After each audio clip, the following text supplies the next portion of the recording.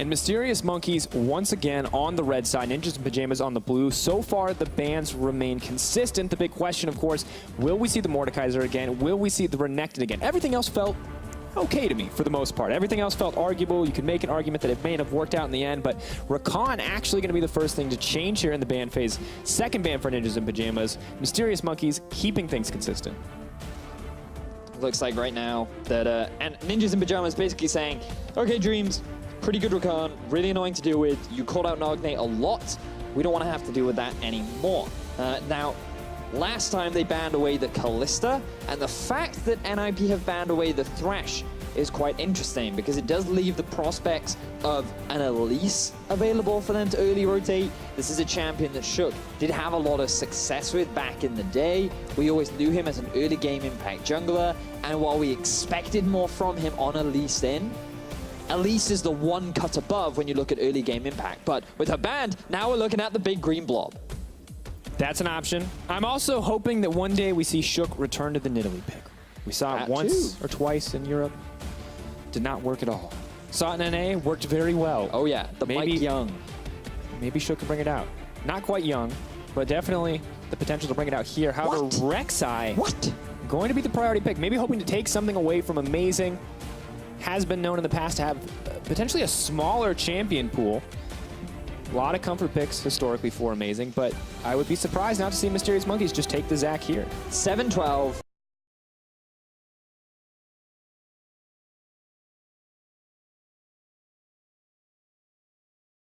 Zac received smallness, bit to his damage, right? But they weren't so severe that it's something that knocked him out of competitive play because it wasn't really his damage that he was really well known for, it was his utility. And the fact that he's made it so far through the draft very much surprises me, what we're seeing so far. And I was speaking to Finlay as we see the Braum locked in, manager of Fnatic, and he said if this champion did 0 damage, it would still be broken, just for how much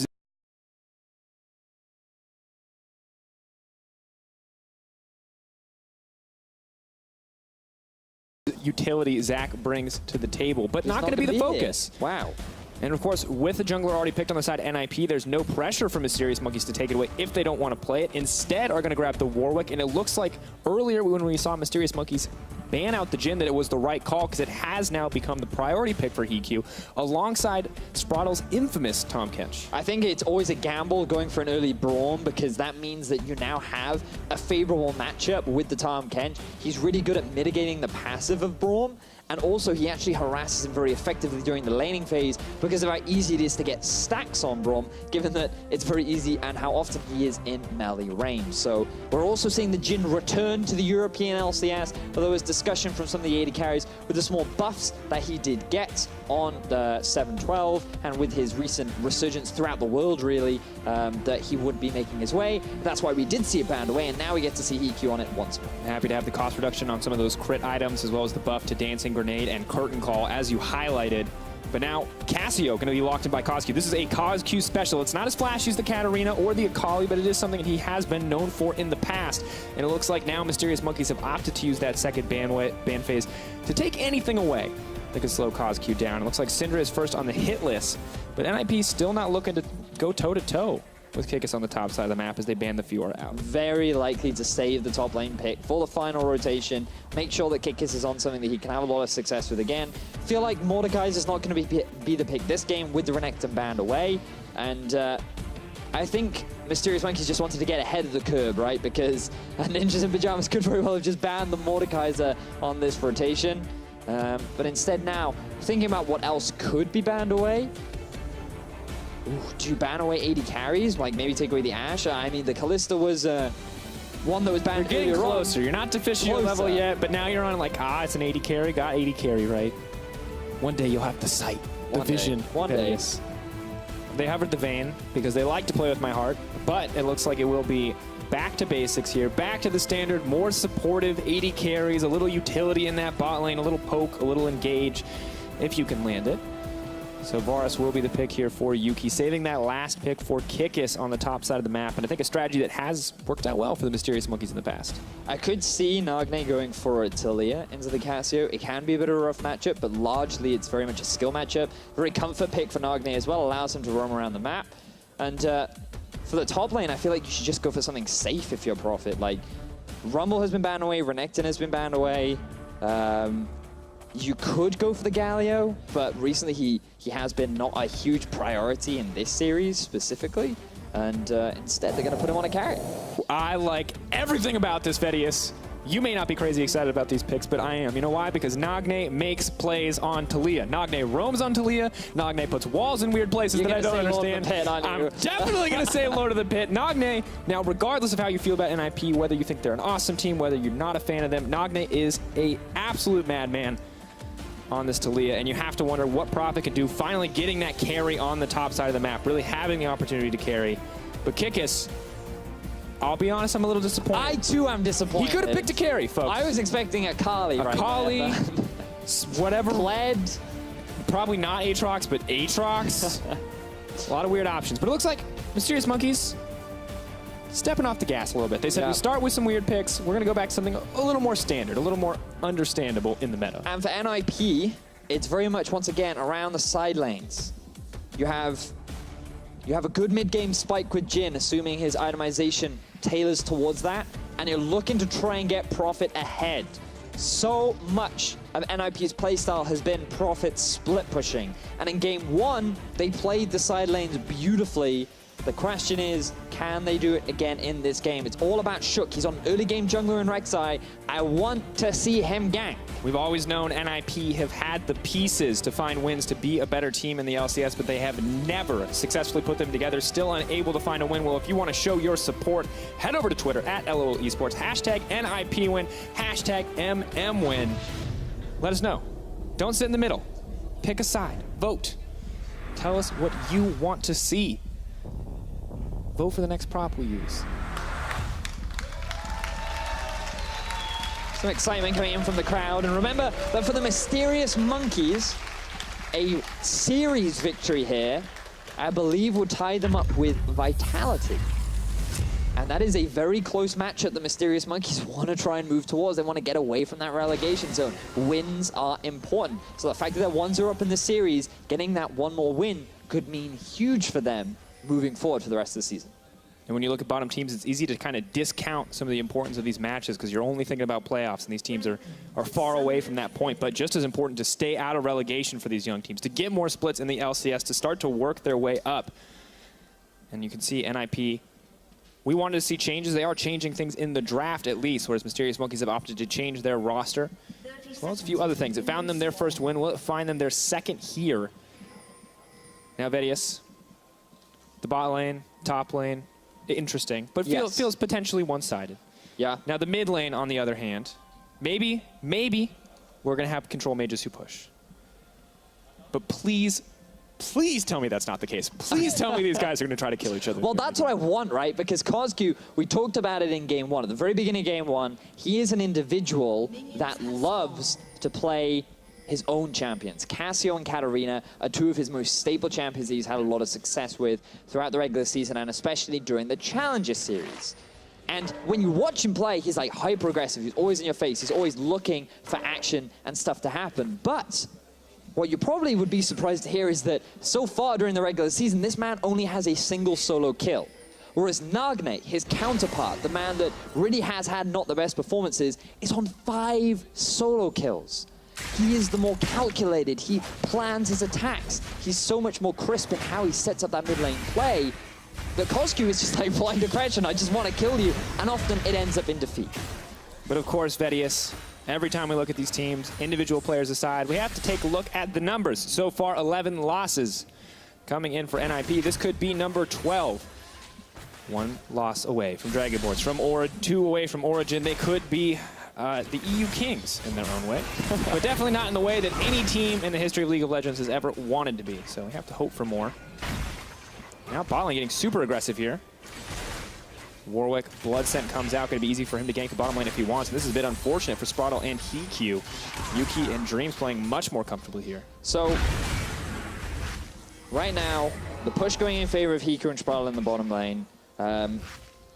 So let's talk a little bit more about this matchup, because for Jhin, a lot of people haven't seen Jhin in a while. You can see that he started with the Door and Shield, playing a little bit more defensive because when he tries to trade, his trading power is pretty strong in the early game, but he doesn't have the strongest of wave there. And right now, the reason why Yuki and Dreams are conceding is because Braum doesn't offer anything in terms of wave pressure. So you can see every time Schwaller walks up, he's like, I'm going to throw my tongue at you. It's going to put a bit of harass down, and if you stay too close to me, then I'll get all my stacks off, I'll eat you, and you're going to take a chunk of damage. So that forces Dreams to play back, which inevitably forces Yuki to play back, and that just gives a little bit more freedom for Hikyu to push up and have that little bit of extra pressure. So this matchup is very support-dependent rather than AD carry. And you can see Hikyu trying to utilize the power of the fourth shot, that guaranteed crit, to really get down a bit of damage with Dreams. Very aware of how strong it is.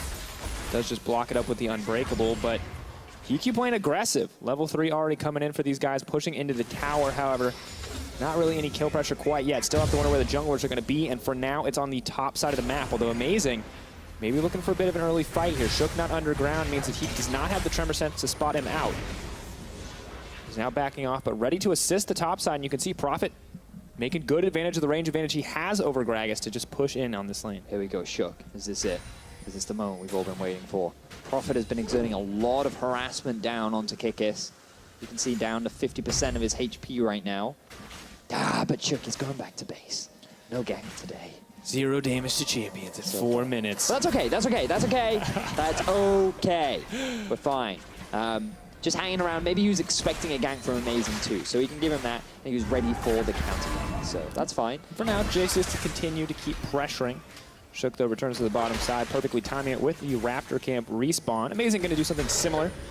See what he wants to go for. Probably has the Tiamat now completed, and feels like the biggest difference of last game, at least in the early game, was the two junglers. You can see 48.5 jungle proximity for Amazing. That is a big number. 48.5% of the time he had from 3 to 15 minutes was spent around his laners. And you can see kills plus assists at 15, sitting at 4. And for a pro play, that's pretty high. Involved in a lot of the early game kills that Mysterious Monkeys were able to get. And with the arrival of Kikis and Mysterious Monkeys, Kikis and Amazing to Mysterious Monkeys, they have become a very early game proactive team. That will be slowed down a little bit when you have a draft like this, but not for sure. Cosq running out of mana, Ghost in. Oh, he's got more than 0 damage on the bright side. I feel like he did that gank just to prove a point. But I mean, does get a Summoner Stone, does put down a little bit of damage. Exactly. So we talked about Amazing, we talked about jungle proximity. Put it in context, how much that is. Shook significantly less, spent 2 minutes more time was spent from Amazing, ganking his lanes, being around his lanes, pressuring his lanes, compared to Shook. 2 minutes more. You could make a pot of noodles boil in that time. I mean, technically it's 3 minutes. I don't know if things are different in the UK. It's definitely like 3 minutes. It says it on the package. I mean, okay, that's fair, but like that's a large portion of time is the point that I'm trying to emphasize.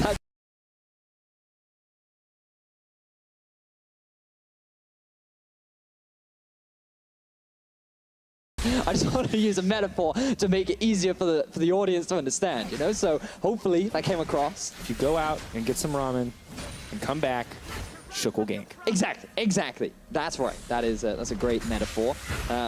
Bring it back to the game, though. I'm supporting you, man. I'm supporting you. All right. Bring it back to the game. Bring it back to the game. Bring it back to the game.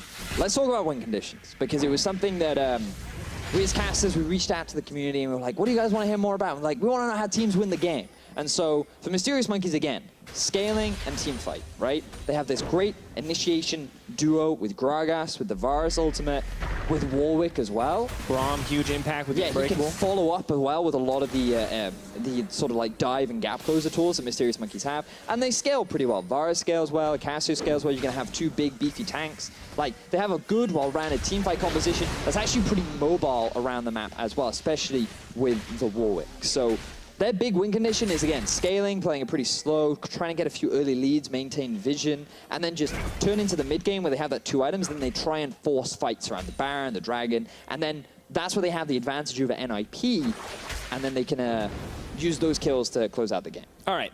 That's great. Team fights, I get that. I understand that. But when you talk to me about Jace, Talia, the Jhin, what do NIP want to do? Because right now, early snowball. Like gank in top lane, flash in. Kick is potentially in trouble. Still has the cask available. Going to knock it back. Oh, knocks him in. Oh. That's what happens when you have too much to drink with Gragas. Like, he tries to share his beverage, you end up falling under the table, and that table was right next to the tower. Calls you a scrub. It's embarrassing. Oh, man. Hashtag outplayed, folks. We wanted to see early pressure from Shook, and that early pressure ends in disaster. Because just as we were about to talk about it, what NIP want to do is get these side lanes ahead. They want to get Nagne rolling. They want to get Profit going. I'm sure you want to invest these early ganks, but Shook, you are too squishy to be able to tank this tower this early on. 400 gold, so much free experience. Kikis starting off with a good lead. Oh, that's a defeated side. Sometimes crazy expressions, not this time. Just a little bit of sadness on the face of Shook. Does now have the Void Rush, maybe can hope to repeat that gank on the top side. Still a big lead for Jace, or a relative lead. 69 to 45 CS means that he at least is even for now, but definitely not where they wanted to be. Definitely gave up the entirety of his bottom side jungle as well. So not just the 400 gold he gave to Gragas, much, much more that he has now given over to Amazing. That is disastrous in the early game for NIP. And it's going to be even harder now for Profit. As you can see, a bit of armor is starting to develop from Kikis. It's rough, because you do have a great 1-3-1 composition from NIP.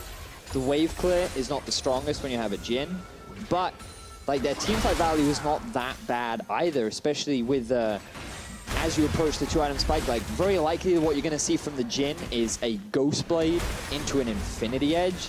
And the reason for that is if you go for a Ghost Blade, you have a little bit more of an early game spike. And then when you have the Infinity Edge, because of how well he works with crit and the extra AD that you get, it just gives you a big, beefy set of damage once you hit that 20-minute mark. So that's usually what they're going for. And if you have like an advantage Jace, if you have Nagne with a bit of a lead moving off to a side lane, that's pretty promising for you. You can hold your own, but after falling behind, we'll have to see how well NIP can bring things back. And right now, it doesn't look like NIP are going to get the option, because Mysterious Monkeys are the one making the play, dictating the pace of the game thus far. Red Trinket comes in, question mark ping comes out, and you know that Prophet smells something going on, and that means 4 members, in fact, on the top side. 4 Mysterious Monkeys. Tom Kench already on the roam up. Spraddle does have level 6 and the Abyssal Voyage, but this could just be the pressure onto the tower.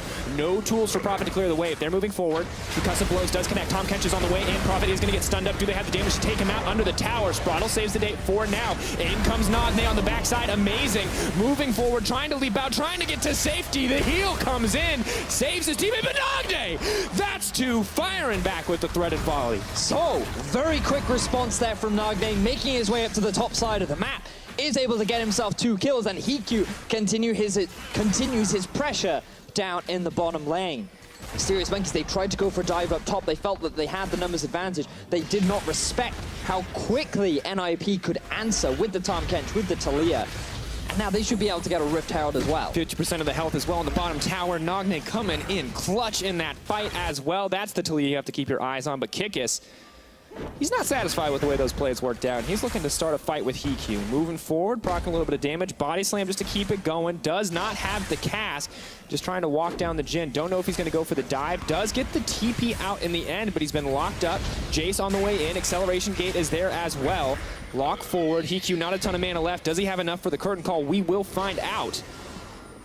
Prophet hunting. Keep your eyes on the Talia. No one going to walk away in the end with any kind of advantage, but Amazing's on the top side with Spraddle. And that means no more pressure coming out from Yuki, 60, and Dreams. Spraddle not going to get locked up either. Vedius, this is much more explosive in the early game than game 1. Certainly seems that way, and NIP are the ones with the lead as of right now. Amazing, though, he's going for a gank down onto Prophet. Could be in trouble. Getting the fear charged up, trying to knock it back. Kikis does not have the cast quite yet. Wants to leap forward. No ult for Amazing either. They're just going to try to walk this one down. Prophet does have flash. Have to be careful. Knock back into the team. Flash out from Prophet. Dishing out decent damage onto Amazing. Maybe going to look for a little bit more. Amazing has no chance to respond. And now Kikis has no mana. Prophet may want to just keep this going.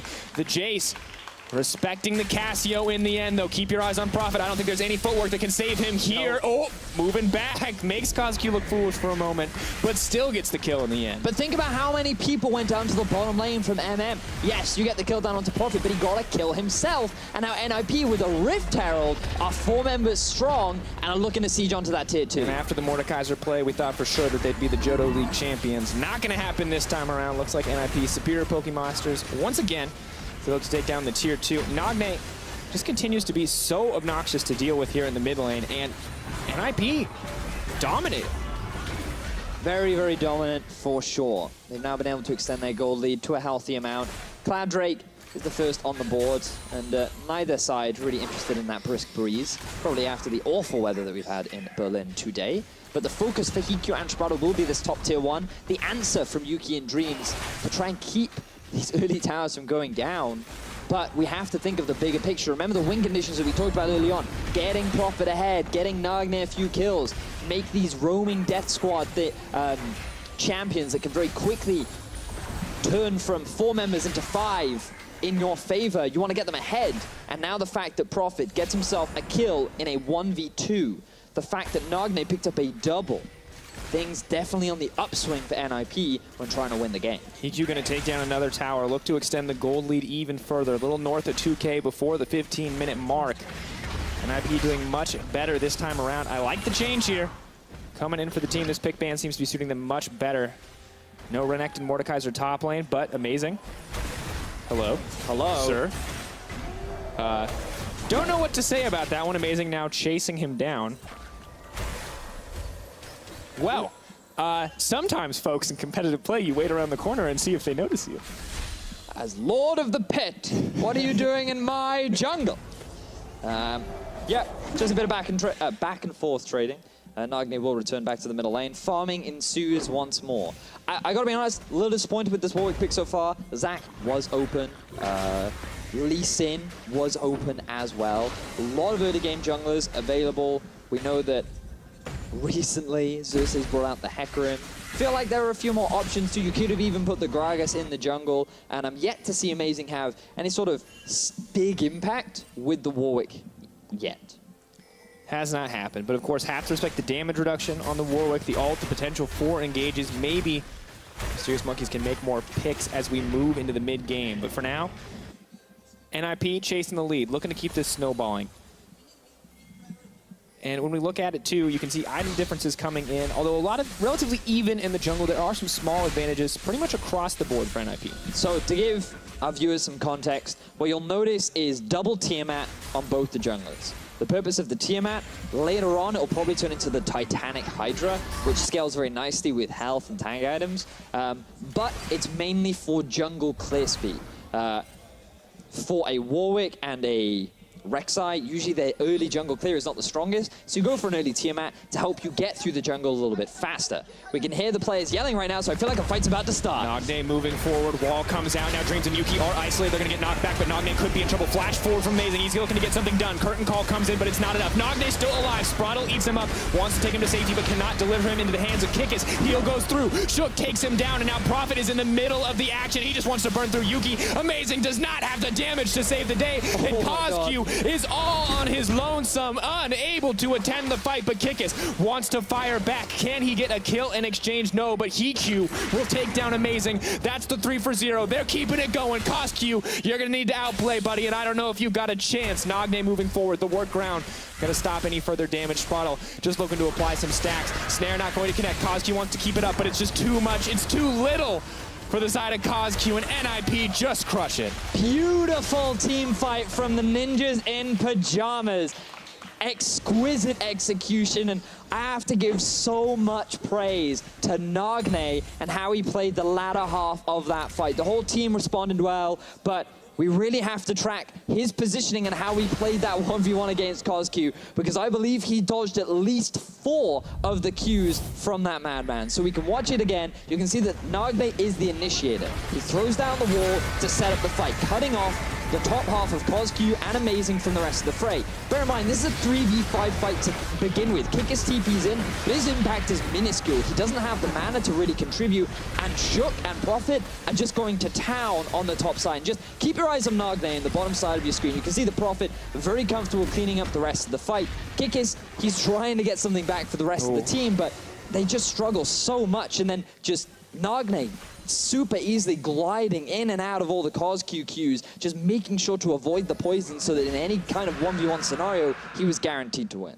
All right, Vegas, I'm going to take us off track a little bit. I know you're a Dragon Ball Z fan. Yeah. You know what this feels like to me? What does it feel like? Do you remember early seasons Remember Goku was training with King Kai, and he has to chase that monkey around? Yeah. He has to try to catch the monkey on 10 times gravity. He does. To me, that was game 1. Game 2, I feel like NIP are Goku, and they have definitely caught the monkey, Vedius. Like, it is Kaioken time, and they are powering up, man. And now Dreams, he's got to be careful. He's backing up. He's probably just going to sidestep, although this could be the turning point. I don't know if NIP have caught the monkey anymore. Not 100% sure. Spraddle on the run. Coscu on the backside looking for the outplay, but has to respect Shook. Dreams moving in as well. Spraddle is going to go down. That's the pickoff for Mysterious Monkeys, and suddenly they look a little bit more in control. Yeah, all right. So that was a little overzealous. Nagne, he was up topside, just checking the Baron was okay. He's like, am I gonna put a wall up here? He's like, no, okay, we're good, we're good. But the rest of his team were like, hey, let's get some deep vision. And Mysterious Monkey's like, you guys are 3v5. We're gonna try and force a fight. They used the Warwick ult to cut the escape off. You had Coscu from behind. Everything was looking great, and they find themselves a pick. And this will alleviate some of the pressure from NIP, except for the fact the top lane was still pushing. So now you can see Shook and Nagne getting some deep vision around the top half of Mysterious Monkey's jungle. Oh, classic competitive league. Jungler waiting in a bush. Now backing off. Shook having a much better performance this time around. Still wasn't an insane early impactor, but now looking to make up for it in the mid game as Nagne continues to pressure out. That does connect. Coscu gonna get knocked back. Out comes the curtain call. Nagne just backing off, knows to respect it, but in goes Dreams, leaping in with the Unbreakable to save his mid laner.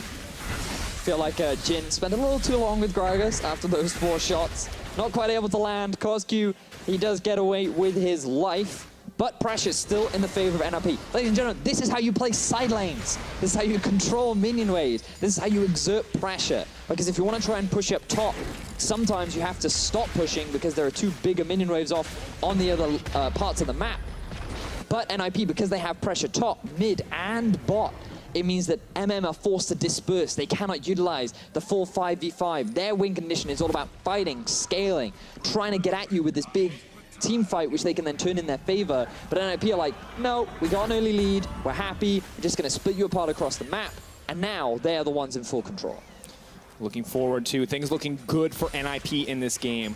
4K lead. Kills on their mid laner. Their 80 carry now working towards the static shiv as well. The largest lead that they have had all summer, Vedius. And it seems like a nice little blend of comfort picks, a little bit more early game action. Works well in the favor of NIP. Yeah. Who'd have thought Nagne's really good at Talia? We've seen it time and time again. We saw it in his week 1 performance. And every time he brings that in the game 2, and he always has a good game. But can NIP close Dracos? Because we've seen NIP with leads before. They had a lead against H2K, and then they made that one bad decision, which just resulted in disaster. So 1-3-1 is a difficult strategy to pull off. You have to be constantly mindful of where your opposition is, where they can collapse at you from, and when you can look to really siege onto those towers. Otherwise, it's super easy for MM to just force a fight and get the collapse out. So many variables, but they are set up around the map. The 1-3-1 is effect. Shook, Spraddle, Heq in the mid lane. You got Nagne off to the side, Jace off to the side as well. Still now looking to get vision to set this up to make sure that they can execute on this strategy. Shook sitting on a ward, though, not great for the team. Not the perfect angle there on the Scryer's Bloom, but will at least spot out a single ward. Amazing and Dreams, though, ready to follow up if NIP want to push too deep. So right now they're just trying to set a vision around Baron. The fact that Coscu's been dragged up top means that NIP could try and force something. Great utilization of the wall. I like this from Nagne. EQ isolated, keep your eyes on the Warwick, though. He's right over the wall. Spraddle on the side, trying to take out Kickers, but the rest of the fight is still raging on. EQ moving forward. Nagne has been taken down. That is 2 for the Mysterious Monkeys, and the double kill from Coscu. Vedius, you said they'd overstep, and that might just be it. The intention from NIP was to just rush down the tower with the Nagne wall, but the fact that Spraddle got distracted trying to help Profit deal with Kickers meant that that became a 3v4 in the mid. We talked about how easy it is for MM to force a fight. They did it, and now without their jungler, there's no way NIP can get this steal. Shook is dead. Nagne, Lord of the Pit, is dead, and that means NIP could just be done and dusted. They lose the Baron now to Mysterious Monkeys. They dominated the game up until this point, but what was once a 4K gold lead has dwindled to almost nothing. 1K in the lead now. So let's see exactly how NIP get collapsed upon, because you can see Spraddle, he's just trying to zone away Kickis, but amazing. He dives onto Nagne, who positions very forward up in the lane, trying to get down onto Yuki. With the wall gone, it becomes super easy for the rest of MM to get the collapse down. And the Mysterious Monkeys, it's just so easy for them to get that 3v4 collapse. And I think we have to be critical because Spottle, I get it, man. You're hungry, you want some kills, but like, we're in the mid game now. Yeah. Your job is not to kill people. Your job is not to engage outside of that Abyssal Voyage. You need to save EQ. You need to save Nagne. These guys cannot protect themselves without you there. And gotta say, Mysterious Monkeys see him leave the fight and just instantly open up on that opportunity. And this is why dashes or hopes always get dashed when watching NIP, because they often get these early good starts. A lot of them are off the back of Shook's early game involvement, but then just one bad decision, it always ends in disaster. And so NIP, they're now playing up against a Baron. They still have the gold lead. They still have the potential to play the 1-3-1, but they don't have the same kind of lead to force MM to split up. Now MM are way more confident to try and force a fight. And you got to think, NIP group up under this tower is exactly what Mysterious Monkeys want in terms of fight. Yuki uncontested as he pressures forward. Prophet, though, staying true to himself, constantly pushing in on that side lane. Prophet, he likes to sit in the side lane, take a lot of solo objectives, but MM, they don't care about him. Their focus is on this mid-tier 1, and they should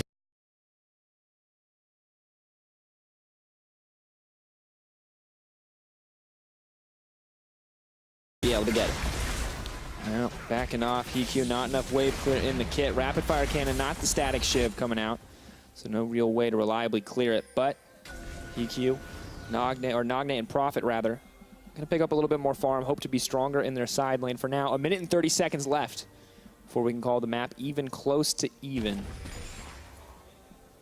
However, still a small lead for NIP, but what was once, you know, a slow, steady potential 1-3-1 win has once again become so much more scrappy. But KazQ, flash in, damage does move forward, amazing. Backing off, in comes Nagne, ult comes out, cleanse just to stop KazQ from going any further, but there is no Sprattle nearby, and that means it's easy to turn this around with the Casio. She does too much damage, there is no one there to kill her. That is the double coming in for amazing, and NIP once again overstep. NIP try to find a pick onto KazQ. They think, oh, there's just a solo Casio in the middle lane, maybe we can find a pick. But the response from the Mysterious Monkeys was beautiful. Amazing coming in from the flank. The instant teleport from Kikis. They get themselves a double kill, and now they're trying to get themselves the base. 42 seconds left and counting down on this Baron, about 15 on Nagne, 15 on Shook, but Mysterious Monkeys, they've got their sights set on that inhibitor tower, and will they push for more? Because they caught out Spottle. They've knocked him up. They've locked him down with the concussive blows, and now they just want to keep moving into the base. He's feared. He's taken out. EQ is next. The flash. The only thing keeping him alive is Mysterious Monkeys are going to break open the base. Mysterious Monkeys looking so much more in control of the game.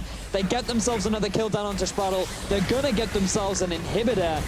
And NIP are struggling to find answers. Prophet trying to fire back, takes down the tier 2 tower, but there is not a big enough minion wave there. There is not enough time for the team to buy because the Baron buff's still alive for most of them. It means the quick recalls and no chance to fire back. Prophet could be in trouble here. Brom just moving in to stop. Oh, he did. There is no way he's going to get away from this collapse. He's just trying to get the tower if he can. Nope. You're wrong, Vedius. He's trying to kill Dreams, or he's trying to kill the tower. What is he trying to do? He might actually get this. They should have just backed. NIP could have... Oh, Prophet. He gets the tower. It will cost him his life, but that was worth. I don't know what to say, guys. I feel like they could have just backed.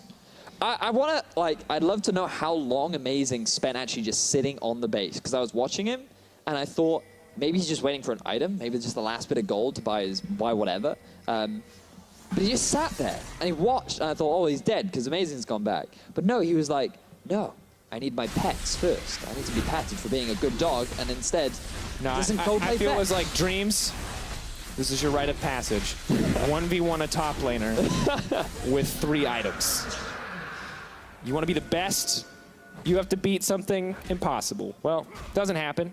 And now Dreams not only loses the 1v1, but they lose the inhibitor tower as well. And just questionable. We can still say, though, Vedius, questions aside, questionable plays, decisions aside, Mysterious Monkeys are definitely in the lead. Now, the gold, pretty much dead on even, but the inhibitor being open gives them so much. Just bear in mind, the only towers that Mysterious Monkeys are actually able to take were in the middle lane. Only just now did the tier 1 in the bottom lane fall, and Prophet is continuing to split push, so he's still trying to answer the pressure that Mysterious Monkeys are able to put out. He's going to sacrifice his life to get another tower. Prophet versus the towers, folks. Now see, sometimes you queue up for PvE, Oh my God. and sometimes you queue up for PvE, and Prophet's a PvE kind of guy, and I think we have to respect that, and he's just going to blast Cone out. Whoop, whoop. Amazing's running really fast dog. He's coming. Where's the Thundering Blow? There's the heal coming in as well. Oh my God, Prophet. Oh, cannot be disabled. Shook is here as well. Amazing. There comes the Tom catch. They might just turn this back. Oh no, it's disaster, boys. Mysterious monkeys. Just mess it up, man. This does not come together. Amazing. The blood scent, it fills his eyes. He's on the kill. Blood He in his wants eyes. it. You can't see him, but you see the trail, and it's the only thing you He's want. like, Prophet, I'm coming. And then he just goes too deep. The Tom Kench ultimate shook from over the wall. Instant turnaround, they get themselves a kill. They get themselves a tower, and the gold goes back in NIP's favor. Oh, this is the sort of game we wanted. 40 seconds until that Baron Vedius. Nagne up, alive, cleanse available. No flash, could be a point of weakness. Amazing, still a bit of a ways away from that ult. Fumbles on both sides, but Mysterious Monkey's going to take the free tower. However, in the meantime, NIP, they've faltered here before trying to push in this mid lane, but they are determined this time around to take it. However, they may need to just collapse on the top side. Dreams, Cosq, Yuki pushing forward. Tom Kench is there, does not have the Abyssal Look Void. at Prophet again. This man, he just doesn't know how to group with his team, and he doesn't care because he's like, if you leave, I'm taking your base.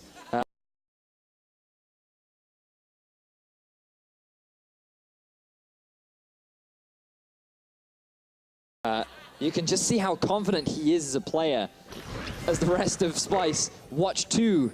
This pinnacle of League of Legends. Leave Kabi. Kabi, I love your hair, buddy. You're doing good with the gray hoodie, too. Looks like a certain documentary movie. It's Justin Bieber. He looks like Justin Bieber. Oh, he looks like Justin Bieber. Is that what you're trying to say, Dracos? Yeah, but I was afraid that there might be some other potentially negative documentary it could be connected to. No idea what, so I had to specify. So, well, with that out of the way, let's focus on now the Baron that is likely going to be the big point of contention for the both teams. Because what MM want to do is force a fight around the Baron, remember. Like, their composition is all about fighting, really good at setting up engagements. They're going to force it. Guys, bot lane. Yep. But can Shook get the steal? If he gets a steal and they get themselves that bottom hib, that's how they stay alive. I think you forget. Nagne is Lord of the Pit. Walled in, knocked out, Shook on the way in. Can he steal it in the end? Curtain call coming. Amazing solo. Where's it going to go? They do get it, but Nagne, they're still looking for a little bit of blood. Inhibitor is now down. Baron buff in favor of the Mysterious Monkeys, but Nagne, he's going toe-to-toe with Kikis. No one going to come out with the advantage, but Hiku, he's stopping the backs. He's moving forward onto Cosq. They're dipping, they're ducking, they're diving, they're looking for the fight, but they're not going to find it. Sprotle ready with the Abyssal Voyage. Is going to go over the wall. Kick is waiting around the side, and it looks like Sprotle may have gone too far, but Nagne and Shook are on the way into the fight as well. Hiku remains untouched. Kick is not taken down yet. Yuki desperate to get back into the fight. There's Amazing out of nowhere to try to bring it back, and that's advantage for the Mysterious Monkeys. Flash forward, the exhaust. NIP, Hiku trying to find the side steps. Varus, no major CC yet. There's the hail of arrows to slow it up. There's the concussive blows, the heals coming out. Shook coming back, trying to save him up. The flash out to safety. The patience from Hiku. Gonna get him out with his life. And NIP, they just try to buy time for Prophet to join the fray. Meanwhile, Prophet gets another tower in mid lane. This guy's gonna go for the 1v1. I don't think he's gonna get it. Amazing, so much CC, so much sustain. Oh, that's cheating! No, it's not. We told Dreams your challenge. You had to kill the top laner, and he did it. Good job, Dreams. You're now a top tier support. You've 1v1 to 3-item top laner. Oh. Kind of. So, MM, let's see how they do this. Okay, so this is after the Baron. Basically, Sprotle goes in alone, just a little bit too deep. All you had to do was stop MM from basing, and instead they try to commit to the fight.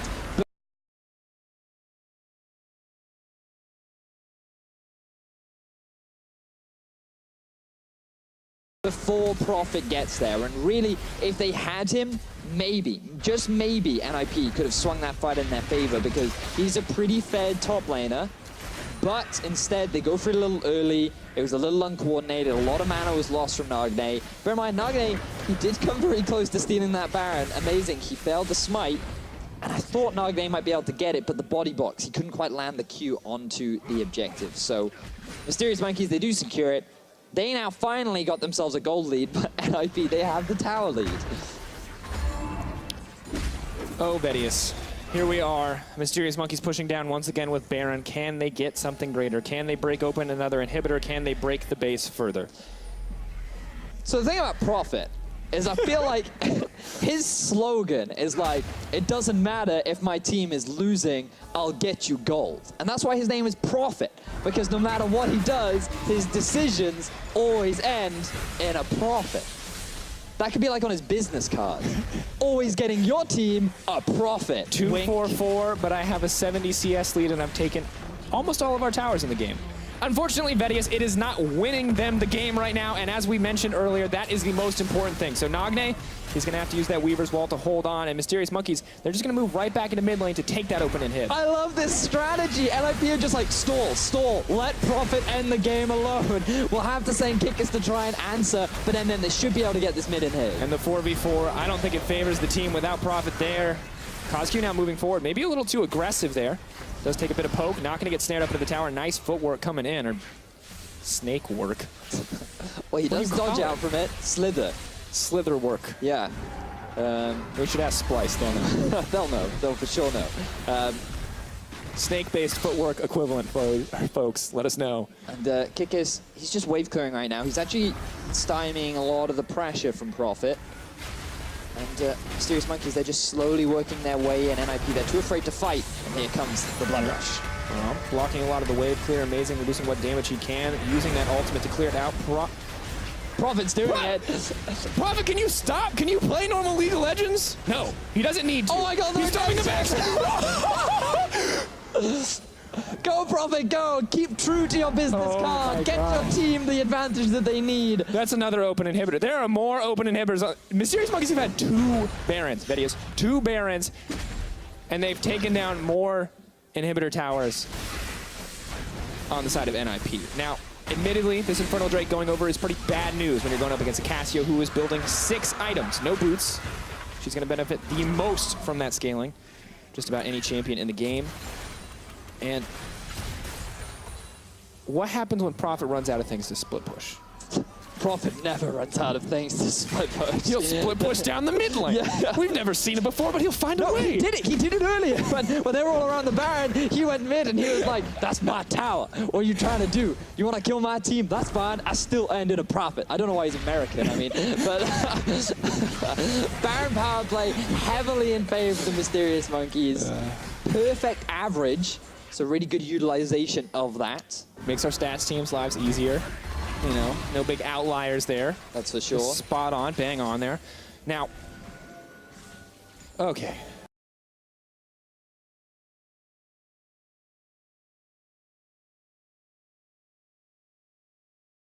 All right, let's reset. Let's reset. Prophet split pushes. Let's look at... What's next? What's next? What's next? Okay, so they have the middle inhibitor. Prophet is bottom lane, so MM is just like, you know what? Screw it. Let's forget him. Let's just group as a 5. Let's try and force a fight. Gonna be difficult because Nagne, he still has the wall, and Spraddle is difficult to die. So they're just gonna keep wave clearing. A lot of that wave will be cut short. And they're just stalling. They're just waiting for Prophet to try and win the game for them. Yuki takes so much damage. That's bad news for them. He's there again. He's there again. Prophet's like that kid, you're like, hey, don't eat the cookies. And every 2 seconds he goes back right into the jar. He just can't help himself. They got him.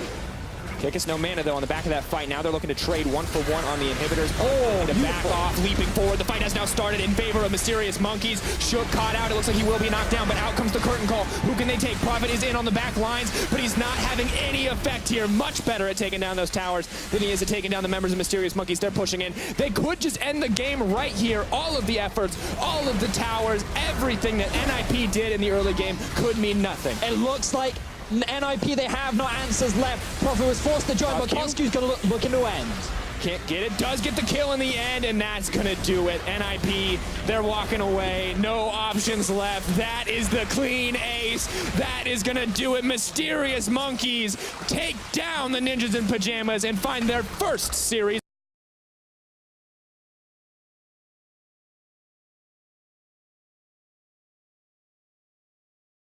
win. Oh, Prophet. You were very entertaining to watch. You can see the look of disappointment on Nico's face. Mysterious Monkeys, their best opportunity really to get a win on the board. Things do not get easier for NIP moving throughout the rest of the split. Truly difficult to sustain the loss for NIP. But there you see the Mysterious Monkeys. They find the win in the end. And they do not come out unscathed for sure. They have to lose inhibitors. They have to give up objectives on the side lane. But they stuck tried and true to their compositions, to their strength in team fights.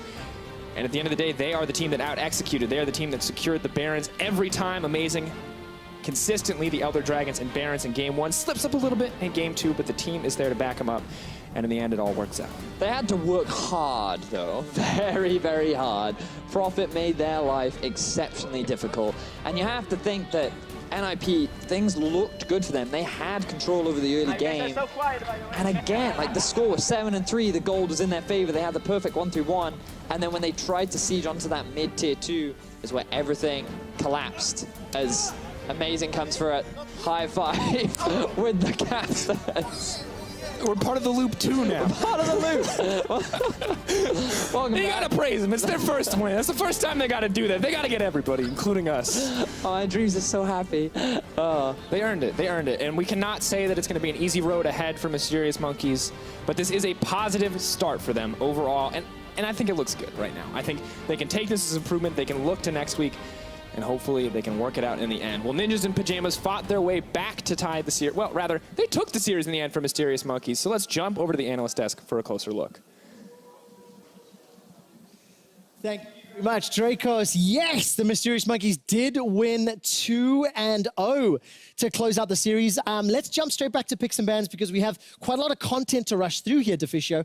What were Ninjas in Pyjamas trying to do? What was the response from the Monkeys? What did you think of the draft? So, NIP decided to say, you know what, Zach, we don't care. We want early game jungler, so they first pick Rek'Sai. Fantastic early ganking, you know, you build warrior enchant, you're strong. Then they also said, okay, fine, we need a mid laner that can push and roam. So that is basically what they have with Talia. And obviously then they have a top lane who can split push. So they set up all these different things to kind of really play around Profit. And we even have like this little checklist that they have now fulfilled. So as I said, Rek'Sai jungle, early game jungler, right there. Roaming mid laner, Talia, right there, locked in. And carry top lane, Jace blind pick. There's no real good answer right here for Mysterious Monkeys, so they pick Gragas. Everything is in your favor. If you're Profit, you just got to execute some early ganks as well. And of course, this is what we wanted to see from NIP, using a player like Profit, unlocking him. But in order to unlock him, Shook needs to make those ganks happen because you can only have an early game jungler like Rek'Sai pay dividends if they make plays happen. So what was good or bad about this? Well, I like that Shook are looking for early ganks. Mid lane against Cassiopeia, when you have a Talia, it's very easy to force a flash and then return ganker. You can't really gank Jace's lane right now, because if you look at the minimap, everyone, you can see Gragas is on his towers, so you can't kill him yet. Let's roll the replay. Funny enough, though, there seems to be missing someone on the map, and that is... Where is Nagne? Talia. So Shook should not gank yet. He can literally wait 2 seconds more, and Nagne will be in range to force Cassiopeia's flash, and they can then return gank. But Shook just walks in for no reason 2 seconds earlier. Then he goes top lane, and we see coordination issues. If you're flashing on the tower as Shook in the early game, Jace needs to flash with you. Yeah. So you can actually kill the Gragas. Profit is like, nah, boy, I'm auto-attacking from range here. I'm not going to help you. Doesn't even flash the ulti from the Gragas, and then Shook is left alone and dies. So that early game jungler with the early game ganks, scratched for now. Advantage top laner, scratched when Gragas gets a kill, etc. Also showing Shook some miscommunication with Nagne, some miscommunication with Profit, not greatest. But NIP found a pretty exciting team fight around 16 minutes. Let's pull this next replay up. And Deficio, what about the setup? This was a point where I said, hey, this kind of lead could give NIP the game. This is what I like about Nagne. He's a bit of a madman sometimes with how he engages on things like Talia and even Corki. So he goes all in for that wall, and it actually starts a good fight for NIP, where in the end you see Shook coming into the backline. That's what you can do with new Rek'Sai and her ulti. And of course Profit, who's been getting a solo kill at this point, who's level 11, like he's fairly strong, getting some more kills as well. So at this moment here, we were like, oh, 3 games. NIP have now finally fulfilled everything. They have a split-pushing top laner with Blade the Ruined King who can win the side lane. The rest of the team is actually fairly fed at this point, especially Nagne. And also Hiku is currently sitting on Ghostblade and Infinity Edge. They got everything they need to win this game. there's a gigantic but, which you're going to get to in a moment. Prophet, the lowest kill participation of every single player in the EU LCS, because for the next 20 minutes, he just played side lane. He played inhibitor game. Yep. He played split push, something he's done a whole bunch. We looked at Shook. We looked at some of those plays. How did Mysterious Monkeys get 2 Barons? Well, let's pull up the next replay, Trevor, now that we are acting so awesomely here that people can clearly not see we rehearsed or practiced this. Pause this one. Okay, I want to ask everyone at home, if you're playing Tahm Kench, what is your job here? Is it A, to stay with your carries in the mid lane so Warwick can't just jump them and kill them, or B, chase the enemy top laner who's down at the bottom of your screen right now, where you can see Kick is, and abandon your carries? A or B, Trevor? B. Go, Okay, B. Let's roll the replay. Did I pick the right one? You picked B. I picked B. Look, that's what Sprudle's doing. He's chasing him. Wait a minute. What's going on in the mid lane? Oh, I picked the wrong one, didn't I? Oh, that was not good, Trevor. Yeah, Yeah. you just picked the wrong one. You just lost the game. You got to try again now because you just lost 2 guys in the mid lane. Well, that is frustrating. One decision, one devour, not to save your carries. So we should obviously blame Tahm Kench for chasing, but also the guys in the mid lane. If your support is already leaving you, Don't engage. Don't get step caught. forward, go backward. It is hard Yeah. when Warwick can jump the wall. They felt safe due to the wall from Nagne. Without a Tahm Kench Devour right there, that's not going to happen. And guys, that's how you throw away a lead. Congratulations, Mysterious Monkeys, 2-0. 2-0. That means they are now 2 wins, 2 losses with their new roster. Mysterious Monkeys took their first series win of the split for more. Pyra is with their victorious top laner. Thank you very much, gentlemen. Wow, Kikis, all of a sudden this Mysterious Monkeys team's starting to look good, and a big part of it seems to be you and Amazing. First off, I just got to tell you, you're the player of the series. How's it feel to get back on that stage and be the big man there? Wow, I don't think I've gotten player of the series for like 1.5 years or something, so I guess that's good to be back and show that I can actually play the game. Yeah, so far so good, and you're doing it with a few unconventional picks. I just got to ask you, since over the last 2 weeks, we've seen the Aatrox, we've seen the Mordekaiser, why exactly? I don't really limit myself to the meta kind of champions per se, but like Mordekaiser was played in LCK and I was like, okay, this can probably work with like Khan, how he played the matchup. And I just tried in scrims, I was like, oh my god, like Renekton cannot even do anything. So I'm not really ever scared to pick up champions like that. And with Aatrox, it was mostly that I just played a bit, like Amazing told me he's good. And then I played a bit of Solkis and was like, okay, maybe he's good. But in the team comp, I picked him, it was kind of hard because they had like a trash cannon, and it was pretty hard for me to play out the team fights, but I think with proper enemy team comp, he can actually work as well. It's nice to see that you're enabled to kind of play these different champions and continue your signature style. Now, you've come into a team that has been struggling, the Mysterious Monkeys, and it seems like you and Amazing have had, pretty much an instantaneous impact on the Rift. How has it been off the Rift? What's the team environment been like, and how have they told you that you've changed it already so far? I think people undervalue a lot what veterans can bring to the team with both experience, and when someone plays the game for so long, he changes as a person, because I improved so much as a person, even like year to year, like month to month, I always like improve and I get more mature.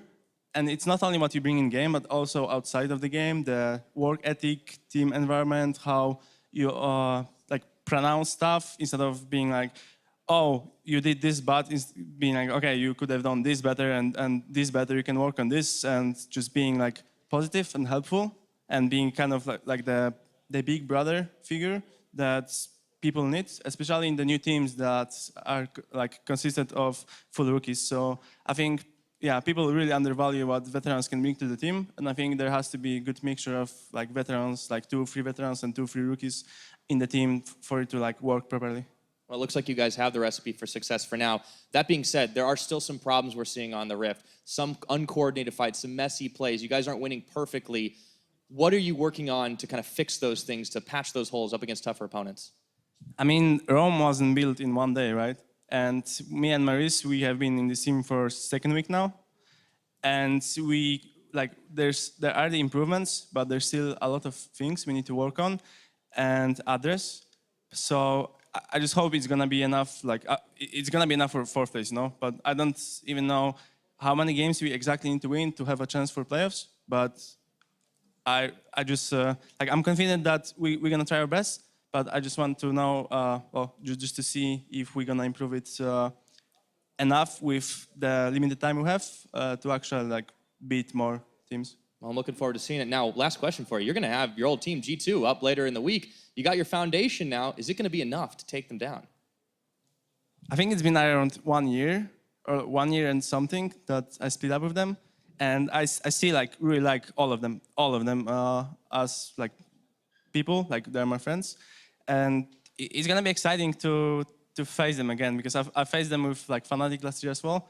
And I'm excited to see like what changed in 1 year and how it is to play against them again, and how it is to play against Expect.